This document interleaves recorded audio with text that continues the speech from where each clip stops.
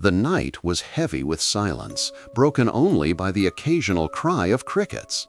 Beyond the dirt road, a small wooden house stood, battered by time and storms.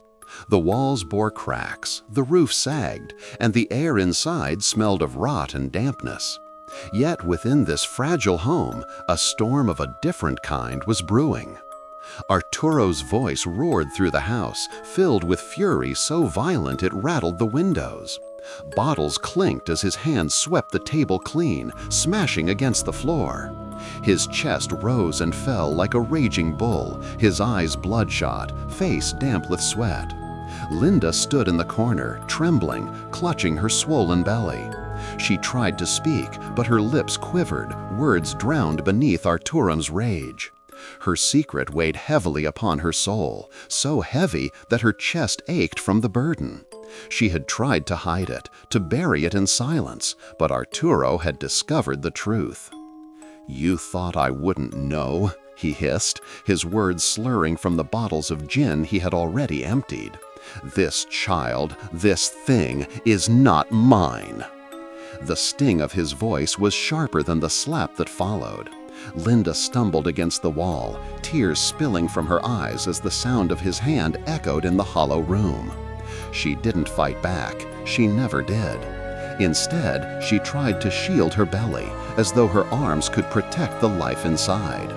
The neighbors whispered of their fights, of the noise that spilled through the thin walls almost every night. But on this night, the screams were louder, raw, carried by the winds that seemed to circle the house like vultures. The villagers, though curious, only peered from the safety of their windows. They had long learned to watch and not intervene. Arturo's anger darkened further. His breaths grew shallow, his body swaying like a man possessed. His eyes flicked to the corner of the room where a machete leaned against the wall. Its blade glinted faintly under the dim lantern light. Slowly, his hand reached for it. Linda's heart froze. She gasped, backing away, every muscle in her body screaming for her to run. With her hands pressed to her belly, she staggered toward the door, Arturo's growls rising behind her. The machete scraped against the floor as he dragged it, the metallic screech burning into Linda's ears. She fumbled with the door latch, her breath rapid and shallow. Finally, the door burst open and she stumbled into the night air. Her feet pounded against the dirt path, bare and bruised, carrying her toward the dark outline of the forest beyond the village. Arturo's curses echoed behind her, each one carrying the promise of blood. The moon hung low, veiled by clouds that swirled like black smoke. The trees ahead loomed like sentinels, their branches twisted and skeletal. Linda ran, her chest heaving, tears mixing with the sweat on her face. But with each desperate step, a stabbing pain surged through her stomach.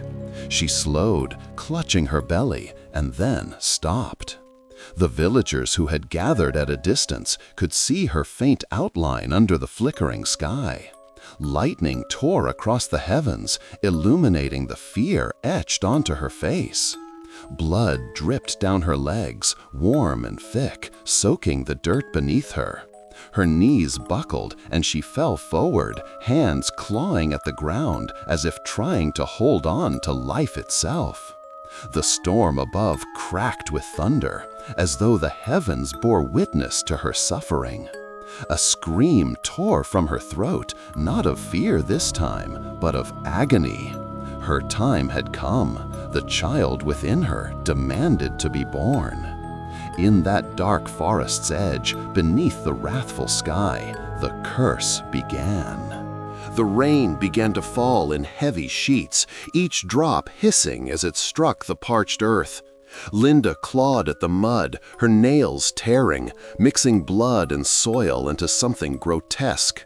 Her body convulsed with waves of pain, each contraction pulling a scream from her throat.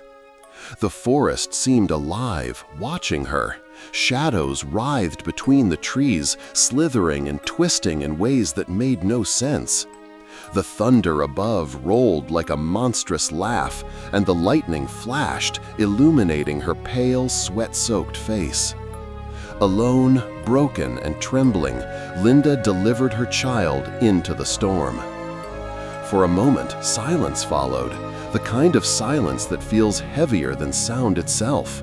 She held her breath, waiting for the cry that should pierce the night. Instead, there was nothing. She looked down. The baby lay limp in her arms. Its skin was cold, pale as candle wax. Its lips blue, its chest unmoving. The world spun around her as a sharp, metallic taste filled her mouth. "No," she whispered, her voice ragged. "Please, not this, not like this." She pressed her trembling lips against the child's forehead, rocking back and forth. Tears mingled with the rain, her cries swallowed by the storm. She begged the heavens, begged any god who would listen, but her prayers were met only with thunder. The forest around her grew darker. The wind shifted, carrying with it a smell that did not belong to the storm. It was foul, like rotting flesh, like graves long forgotten. Linda froze. From the tree line, something seeped out.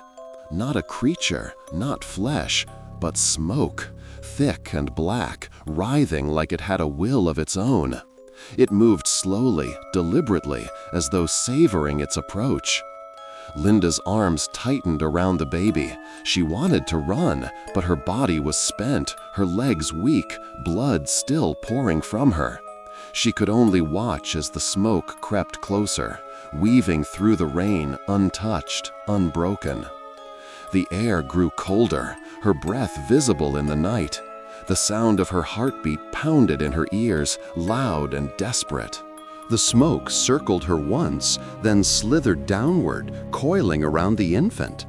Linda's scream ripped through the forest as she tried to push it away, her hands flailing, but the darkness slipped past her grasp. It hovered above the baby's ear, then, like a serpent striking, it darted inside. The infant's body jerked violently. Its little fingers twitched, its back arched, its mouth opened in a silent scream. Linda watched, horrified, as the lifeless form began to convulse, its limbs moving unnaturally, like a puppet tugged by invisible strings. Then came the sound. Not the gentle cry of a newborn, but a shrill wail, distorted, piercing, as if torn from the depths of hell itself. It echoed across the trees, bouncing back in twisted reverberations. Linda's eyes widened. For the briefest second, she saw the baby's face change. Its skin rippled, its eyes flickered with something too dark, too knowing. Then it was gone, replaced once more by the fragile innocence of an infant. Her trembling hands cradled it closer, even as fear gnawed at her soul. The baby was alive, breathing, crying, moving. Yet deep inside, Linda knew this was no miracle. Something unnatural had taken root. From the village, faint lights began to glow, lanterns carried by uneasy neighbors. They had heard the cries. They were coming. Linda rose shakily to her feet, clutching the infant tightly to her chest. Her face was pale, lips trembling, yet a strange smile tugged at her mouth. By the time the villagers arrived at the forest's edge, they saw her, barefoot, drenched, hair plastered to her face. In her arms, she carried the baby wrapped in cloth. The people froze. A dreadful silence fell. The baby was crying, but the sound was wrong, too sharp, too hollow, too empty of life. And beneath the cries, another smell lingered. The smell of rot. The villagers gathered in uneasy clusters, lantern light flickering across their wary faces.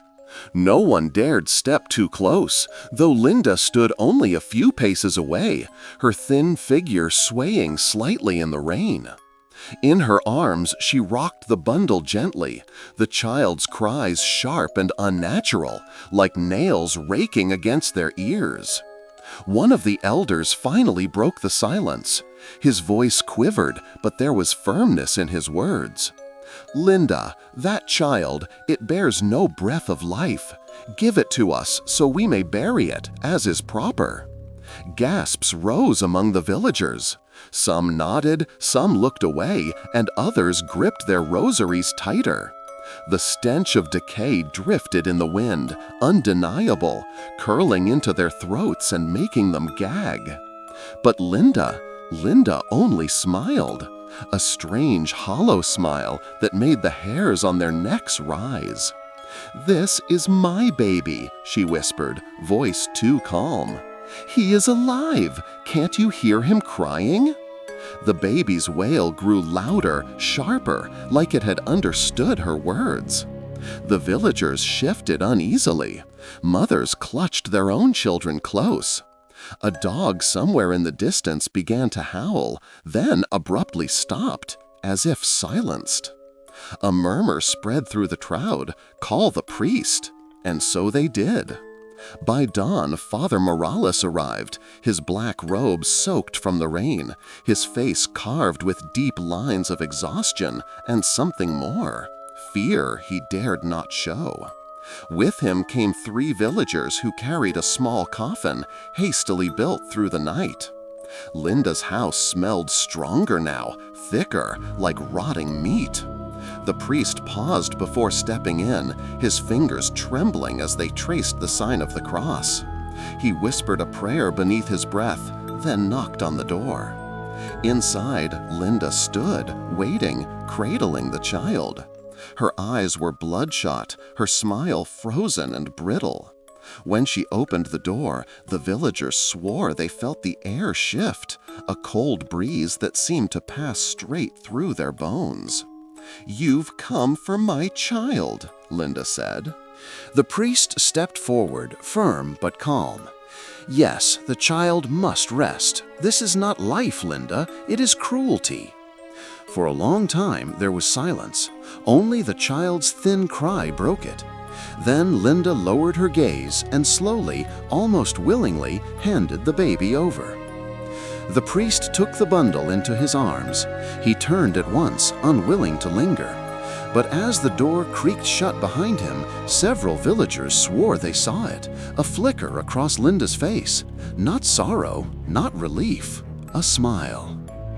The procession to the cemetery was slow, heavy with dread. The villagers trailed behind the priest, their lanterns swaying, their whispers trembling. The coffin lay open, waiting. At the graveside, the air felt thick, charged with something unseen. The priest began his prayers, his voice echoing, each word steady but strained.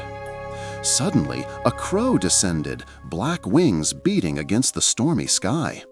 It landed on a dead branch overhead, its beady eyes locked on the gathering. At that exact moment, the church bell rang in the distance, though no one had pulled its rope. The villagers froze, their hearts hammered in unison. The priest faltered, clutching his chest as though struck. His knees buckled. 2 men rushed to his side, helping him back toward the church. "Watch over the coffin," he gasped, before collapsing into their arms. The rest of the villagers, panicked but obedient, hurried back to the grave. But when they arrived, the coffin was wide open.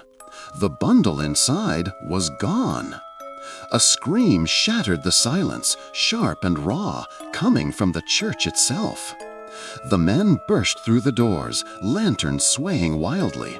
The air inside was colder than night, their breaths fogging as they stumbled forward. The light flickered against the walls, stretching shadows into twisted shapes. And there, at the altar, lay Father Morales. His body slumped unnaturally, his eyes wide open, frozen in terror. His throat bore 2 puncture marks, deep and fresh, blood still dripping down his collar. The villagers backed away, choking on their screams. They knew now. The baby had not been buried. It had fed. The villagers stumbled back into the night, their torches shaking in trembling hands. Father Morales was dead, his lifeless body still sprawled before the altar. The blood on his neck gleamed darkly, and those twin puncture wounds were all the proof they needed. Whispers filled the air. Some wept, others cursed, but all were united in their terror. There was only one place left to go: Linda's house. The small hut loomed in the distance, its crooked frame lit faintly by the villagers' torches. The cries of the infant drifted faintly from within, soft at first, then sharper, louder, like mocking laughter carried on the wind. Each step toward it was heavier than the last, as though the earth itself tried to hold them back. When they reached the door, they found it shut. One of the men raised his fist and knocked. Silence. Then, slowly, the door creaked open. Linda stood there, her hair wild and matted, her eyes hollow but burning with something manic. She pressed a finger to her lips. "Shh, you'll wake him," she whispered. Her voice was strangely tender, dripping with affection. The men forced their way inside. The air struck them like a blow, thick, foul, and warm, a stench of blood and rot that clung to their throats. Linda retreated into the shadows, clutching the cradle that sat in the corner of the room. She rocked it gently, humming a tune off-key, her smile stretching unnaturally wide. One of the elders stepped forward. His hand shook as he pointed at her. "Linda, this must end. That child, it is no longer human. Hand it over before more blood is spilled." Her head tilted, slowly, unnaturally, as if her neck were bending too far. Her eyes gleamed in the dim light. "You think you know what he is?" she whispered. "But you don't. He is mine, my son, my blessing." The baby wailed from the cradle. The sound was unlike anything human. Part infant's cry, part animal snarl, shrill enough to make their bones ache. Two men lunged forward. They shoved Linda aside and pulled back the cloth from the cradle. What they saw froze them in place. The thing inside was no baby. Its skin was pale and cracked. Its lips peeled back to reveal sharp, tiny fangs. Its eyes glowed faintly, milky white, unblinking. Its limbs twisted unnaturally, like a spider's legs curled too tight. And then it smiled. Before either man could scream, the creature leapt. Faster than thought, it landed on one man's throat, its fangs sinking deep into his flesh. His scream was choked, wet, gurgling. Blood sprayed across the floor. The second man staggered back, torch raised, but the Tiyanak pounced again. This time it tore into his face, ripping skin from bone with a shriek that echoed through the hut. The others outside heard the cries. Some burst through the doorway, others peeked through the windows. What they saw made their blood run cold. One man writhed on the floor, clutching his torn throat. Another lay face down, his head bent at an impossible angle, blood pooling beneath him. And above them, the creature crouched, fangs stained red, its tiny body shuddering as it fed. Linda stood beside it, laughing softly. Her face was wet with tears, but her smile was one of pure bliss. "He's growing," she whispered. "Can't you see? He's so hungry and so strong." The villagers shouted, some fleeing, some trying to fight. One man grabbed a long piece of bamboo, sharpened at the tip. With a scream of rage, he hurled it at the creature. The spear flew straight, but before it struck, Linda threw herself forward. The bamboo pierced her stomach. She gasped, her eyes widening, blood spilling down her lips.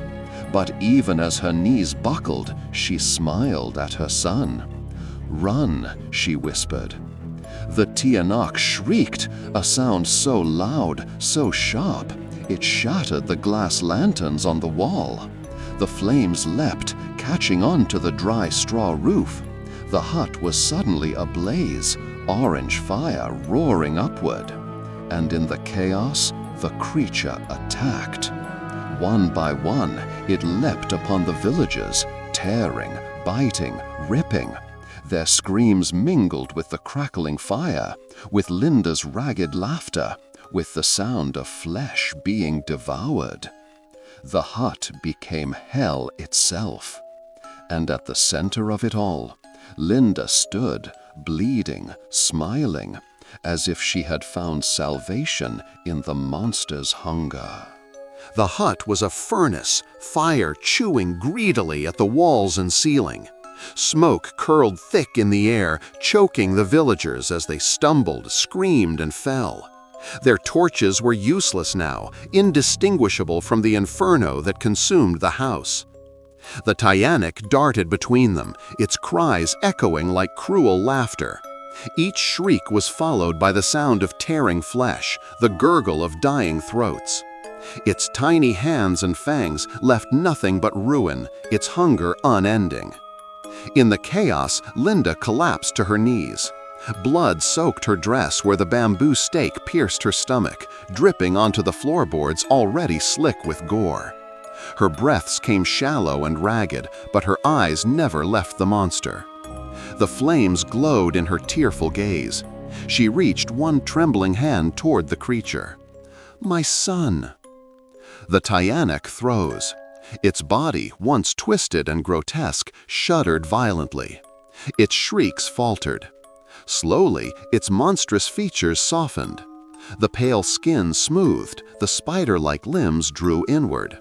Before their horrified eyes, the demon shrank back into the fragile form of an infant. It crawled weakly toward Linda, whimpering now, not snarling. Its eyes, still too pale, too empty, glistened with something almost human. Linda's bloodied arms gathered him close. She cradled him against her chest, rocking gently even as the fire roared around her. "Hush now," she whispered, her voice soft, motherly, broken. "Mama's here, always." The surviving villagers pressed against the burning walls, watching in terror and disbelief. They wanted to run, but something in that moment held them still, as if they were witnessing not horror, but tragedy. The baby whimpered again, its tiny hands grasping at Linda's blood-stained dress. She kissed its cold forehead, tears streaking her soot-blackened cheeks. And then her body gave way. With one last breath, Linda slumped sideways, her hands still curled protectively around the infant. Her smile lingered even in death. For a moment, the hut was silent except for the crackle of fire. Then the baby began to cry. At first, it was the cry of an ordinary child, thin, fragile, almost human. But soon it grew louder, sharper, splitting into layers of sound. One of an infant, one of a beast, and one of something else, something older and darker. The three cries blended into a single shriek that rattled the villagers' bones and sent them fleeing into the night. Outside, they stumbled into the open air, coughing, their faces pale with ash and fear. The hut behind them collapsed, flames devouring wood and flesh alike. Sparks shot into the sky like cursed stars. Yet the cries did not stop. From within the blaze, the sound carried, piercing, echoing, filling the village with its dreadful lullaby. Some swore they saw a shadow moving among the flames, a small figure crawling across the roof before vanishing into the smoke. The villagers never spoke of it openly, but whispers spread, whispers of a curse born that night. Mothers clutched their children tighter, men sharpened their blades but avoided the forest's edge. and Linda's name was never uttered again. They buried the remains they could find, but the coffin was light, too light. The priest was gone, the hut was ash, and the cries still haunted the air long after the fire died. Even now, travelers passing through the old road claim they hear it. A baby crying, faint at first, then closer. Some say they see a woman too, barefoot, smiling, her arms cradling something wrapped in cloth. But those who follow the sound are never seen again. For the Tiyanak still hungers, and its mother's love binds it to this world forever.